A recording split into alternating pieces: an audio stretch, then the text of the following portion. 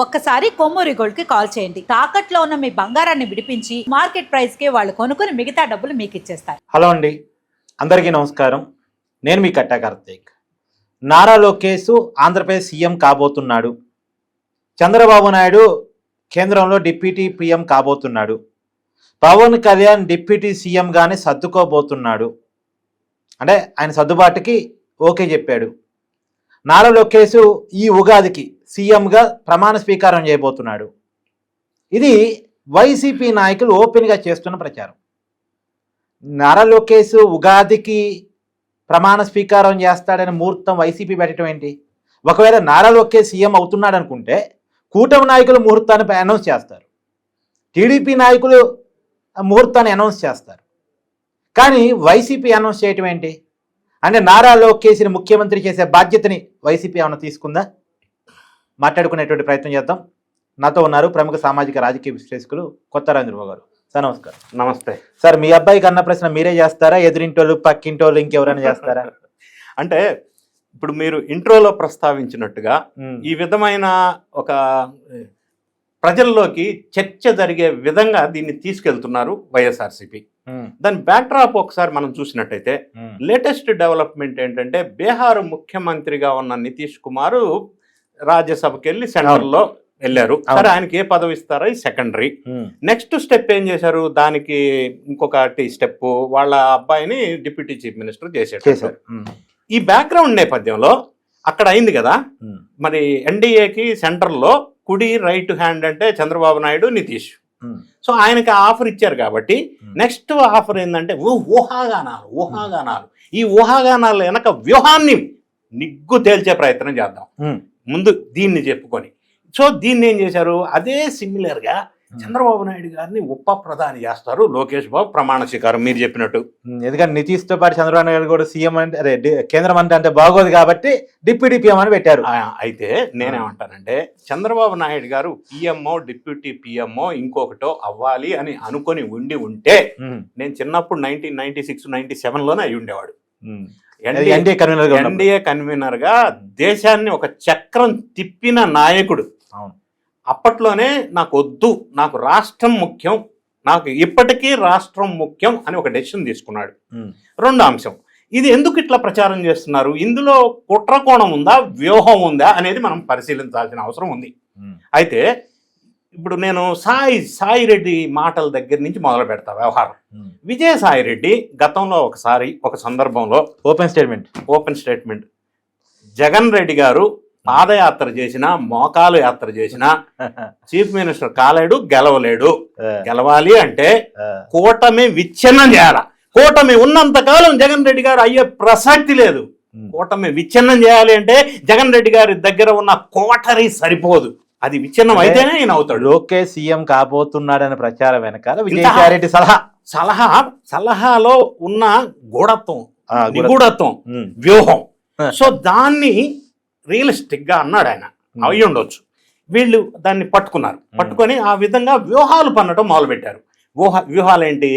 NDA కూటమి, మరీ ముఖ్యంగా జనసేనని టీడీపీని విడగొట్టాలి. కమ్మ కాపు విడగొట్టాలంటే ఎట్లా విడగొట్టాలా? కమ్మ కాపు ఒక పాయింట్, అది ఒక యాంగిల్. అది కమ్మ కాపు విడగొట్టాలి. అది ఒక యాంగిల్లో అంబటి రాంబాబును ముందు పెట్టి ఒక నాటకం రత్తి కట్టించే ప్రయత్నం చేశారు. అరే ఆల్ ఆఫ్ ఏ సడన్ కాపు నాయకుడు ఎట్లా అయ్యాడండి అంబటి రాంబాబు. ఈ మాట అనగానే కాపు వాళ్ళంతా చిర్రెత్తుకొచ్చింది. ఈయనంటే కాపు నాయకుడు అంట. వాళ్ళు గరం అయ్యారు. అంటే వాళ్ళు కూడా యాక్సెప్ట్ చేయలే.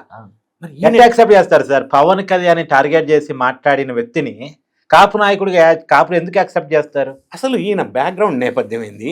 ఈయన ఎందుకు అరెస్ట్ చేశారు? అసలు అరెస్ట్ అయిన వెంటనే చాలా విషయం తెర మీదకి కాపు నాయకుడు అవతారం ఎట్లా ఎత్తాడు? And what is this? అంటే ముఖ్యమంత్రిని తిరిగితే అరెస్ట్ చేయకుండా నాగబాబు గారు చెప్పారు, అరెస్ట్ చేయకుండా ముద్దు పెట్టుకుంటారు. అంటే ముందు కాపు కమ్మలకి మధ్య స్ప్లిట్ తీసుకురావాలా. అంటే ఈ మాటకు వస్తే నేను ఇంకొద్దిగా యాడ్ చేయాల్సి వస్తే ఎలక్షన్ కి ముందు కూడా ఒకసారి మనం చూసినట్టయితే జనసేన సీట్లు సర్దుబాటు విషయంలో కాంప్రమైజ్ అయితే, ఎందుకు కాంప్రమైజ్ అయ్యారు జనసేన వాళ్ళు? రాష్ట్రంలో అధికారంలోకి రావాలి కూటమి, ఫస్ట్ అధికారంలో కూటమి రావాలా, జగన్ రాకూడదు అన్న ఒక స్టాండ్ మీద కాంప్రమైజ్ అయ్యారు సీట్లు. ఆ సందర్భంలో కూడా కాపుల్ని ముందు పెట్టి కాపులు ముఖ్యమంత్రి అవ్వాలి కానీ ఈయన వాళ్ళకి దాసోహం చేస్తున్నాడు అని అప్పటి నుంచి మొదలుపెట్టారు. అవును, అది వర్కౌట్ అవ్వాలా. వర్కౌట్ కాకపోగా ముద్రగడ పద్మనాభం పేర్లు ముద్రగడ పద్మనాభ రెడ్డి అయిపోయాడు. ఇది వర్కౌట్ అవలా. సరే, ఇప్పుడు విజయసాయి రెడ్డి మాటలను ఆదర్శంగా తీసుకుంటే ఇప్పుడు స్ప్లిట్ చేయాలా. రకరకాల వ్యూహాలు ఉన్నాయి అందులో. ఇప్పుడు స్ప్లిట్ చేయాలంటే ఇప్పుడు కాపు విషయంలో అంబటి రాంబాబు విషయంలో ఫెయిల్ అయింది. నెక్స్ట్ ఏం చేస్తున్నారు, ఈ కూటమిని ఎలా విచ్ఛిన్నం చేయాలంటే పవన్ కళ్యాణ్ సీఎం అవ్వాలి కదా కాపు నాయకుడు, మరి ఎప్పటికీ ఆయనకి సీఎం ఇవ్వరా అని కాపుల్ని రెచ్చగొట్టే ప్రయత్నంలో భాగంగా లోకేష్ని సీఎం చేస్తున్నారు. అంటే లోకేష్ని సీఎం చేస్తున్నారు అంటే అది పింక్ డైమండ్ కనుక పింక్ డైమండ్ అని అసలు డైమండే లేదని ఎట్లా అయితే అబద్ధం చెప్పారో, లోకేష్ని సీఎం చేస్తున్నారంటే ఇక్కడ కాపు వర్గం వాళ్ళు పవన్ కళ్యాణ్ సీఎం కావట్లేదని కొంత ఫ్రస్ట్రేషన్కి లోన్ అవ్వాలా. అది అయితే స్పిట్ రావాలా. అంటే పై స్థాయిలో నమ్మకపోయినా కింది స్థాయిలో క్యాడర్లో గందరగోళం. అరే, ఒక మాటని 10 సార్లు రోజు చెప్తుంటే కింద స్థాయి వాళ్ళు అవును కదా అని అనుకునే ప్రమాదం ఉంది. ఎందుకంటే బాబాయ్ హత్య కేసులో నారాజుర రక్త చరిత్ర అంటే అప్పట్లో కొంతమంది నమ్మేశారు. అంటే కౌంటర్ ఎఫెక్టివ్గా చేయకపోతే నమ్మే అవకాశం ఉంది, ప్రమాదం ఉంది. సార్, మామూలుగా హిందువుల్లో ఉన్న నమ్మకం ఏంటంటే పైన తదాస్తు దేవతలు ఉంటారు. వీళ్ళు పదే నారా లోకేష్ సీఎం అంటే ఏదో సీఎం అయి కూర్చుంటారా? వాళ్ళు అన్న అనకపోయినా అవుతాడు, అది వేరే విషయం. ఎప్పుడు అనేది క్వశ్చన్.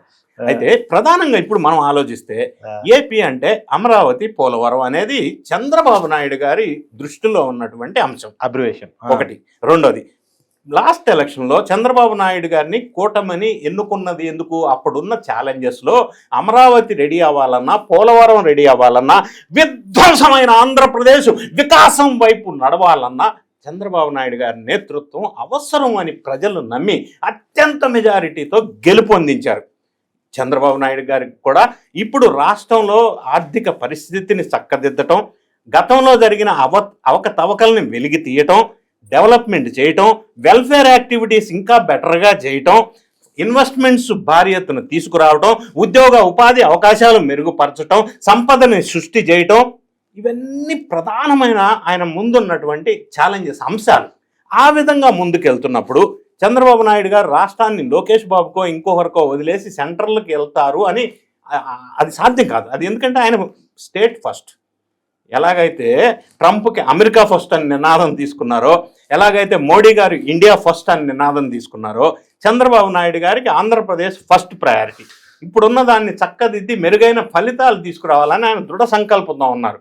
ఈ టైంలో నెక్స్ట్ ఎలక్షన్ వరకు లోకేష్ సీఎం అవుతాడని, అంటే పవన్ కళ్యాణ్కి సంబంధించిన వాళ్ళని రెచ్చగొట్టే విధంగా ఈ కామెంట్స్ చేయటం వల్ల ఈ వ్యూహం కూడా వర్కౌట్ అవ్వదు అనేది వాళ్ళు లేటుగా గ్రహిస్తారు. కాకపోతే ఇది ప్రచారంలోకి తీసుకెళ్ళటం వల్ల స్ప్లిట్ చేసే కుట్ర కోణం అనేది స్పష్టంగా అర్థమవుతా ఉంది. అంతే తప్ప స్టేట్ మారి ఆయన వెళ్ళే పరిస్థితి లేదు, స్పష్టం అది. Thank you.